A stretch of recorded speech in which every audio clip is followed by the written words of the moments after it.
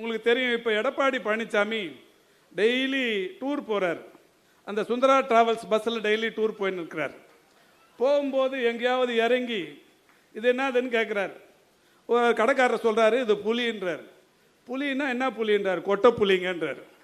நல்ல வேலை அவர் கேட்கல, கொட்டை எடுத்ததா கொட்டை எடுக்காததான்னு. அங்கே விவசாயிகள் சில பேர் என்னை சந்தித்து தங்களுடைய குறைகளை சுட்டி காட்டினாங்க. இந்த புலி என்னென்ன, இது கொட்டையுள்ள புலி, இன்னொன்று கொட்டை எடுத்த புலினாங்க. இது விவசாயிகள் நியாயமாக சொல்லிக்கிட்டது. ரெண்டையும் காட்டினாங்க. இது என்ன விலை, இது என்ன விலை, 10 கிலோ இது என்ன விலை, அது என்ன விலை. சரி, இந்த புளியங்கொட்டை எடுக்கிறீங்களே, இது எதற்காக பயன்படுத்துகிறாங்கன்னா அது கிலோ 35 ரூபாய்க்கு விற்போம், அது பல மருந்துக்கு உதவுது அப்படின்னு சொன்னாங்க.